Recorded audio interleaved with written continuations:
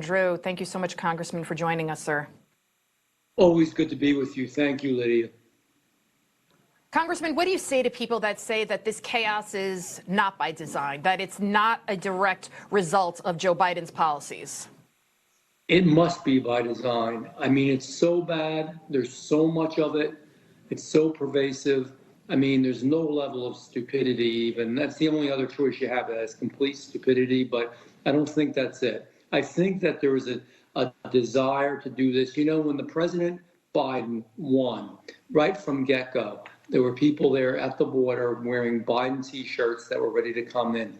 He reversed all of the good that we had done, all the protection we had at the border through executive order. He could fix it tomorrow. He won't. There's a desire, and I believe it's political. I think it has to do with redistricting. I think it has to do with the Electoral College, and I think it has to do with voting, all of which they want to see change so that they can make sure to keep their grip. The left wants to keep their grip on the United States of America. They're scared. It's so wrong. It's so bad.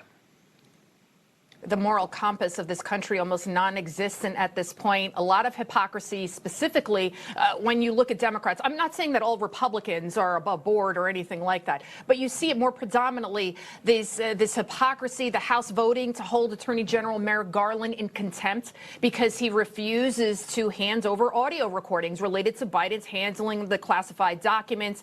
You know, where Special Counsel Hur said that Biden's an elderly man with a poor memory, and that's why he's not being held accountable. Garland, he slammed the vote, saying it's, quote, deeply disappointing that this House of Representatives has turned a serious congressional authority into a partisan weapon, end quote. Democrats, they keep saying, right, Congressman, that no one is above the law, but clearly Garland thinks he's above the law, right? Pete Navarro, Steve Bannon, they're being held accountable for defying a subpoena. So why not Garland? Well, you know, here's the deal. I mean, he's very pompous. And he's certainly hypocritical. I mean, we've interviewed him twice for many hours in the Judiciary Committee, which is I sit on. And here's what we need to know. There are audio tapes of President Biden and what he said. Now, they gave us a transcript that we hope is accurate, but we never heard the audio tapes. I'm going to assume it is accurate. But what's important here is what Special Counsel Hur said. He said that he was a kindly old gentleman, but very forgetful. And essentially, the jury would be so sympathetic toward him that there couldn't be a case. Now, this means either that they have given him, the Department of Justice, a pass, and they're not going to indict him because, again, justice for thee, but not for me. So Biden's above it all when he broke the law. Or that he's in such bad shape, they really believe that he can't even withstand a trial. Either case, America should know. Either case, it's scary and of concern. And that's what we have to know through all this. All we're asking are for audio tapes. It's not up to Garland to give them or not give them to us. It's the right of the people to hear this. There was a justified, appropriate, and legal subpoena issued, and he has to obey that. A man of law should know that, but they don't. They say, hey, the rules are for you, but not for me.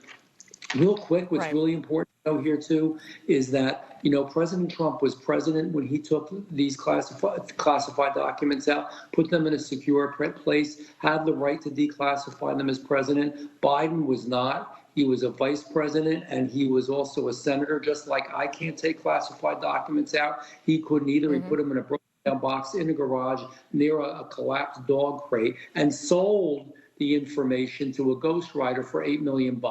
What a big difference. Yet Biden doesn't get in trouble. You see the weaponization of our judicial system against President Trump no more evident with Manhattan District Attorney Alvin Bragg. He is set to testify before your committee on July 13th over his politicized witch hunt of President Trump. The DOJ, of course, backing Bragg, claiming there was never any communication between the Department of Justice and Bragg's office on the Trump case. But, Congressman, how can they say that there was no coordination when the DOJ's number 3 guy, Michael Colangelo, was hired by Bragg, right, specifically to prosecute Trump? You're going to tell me that the number 3 guy at the DOJ just randomly decided to come work here in New York City, take a pay cut, a status cut? I mean, do they think we're this stupid? Exactly. So here's a guy, number 3, as you said it perfectly. He takes a pay cut. He takes a cut in his prestige.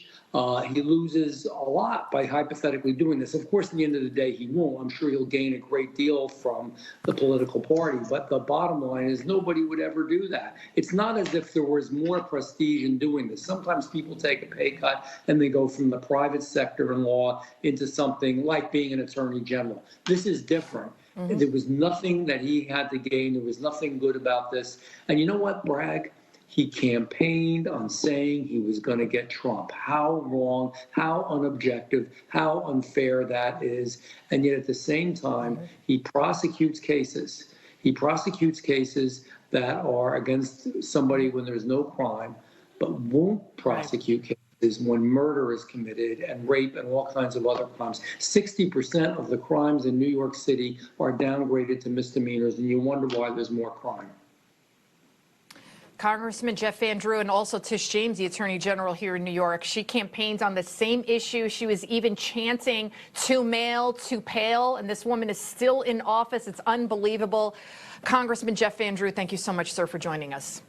Thank you. It's a sad day for America. Thank you. Absolutely. All right.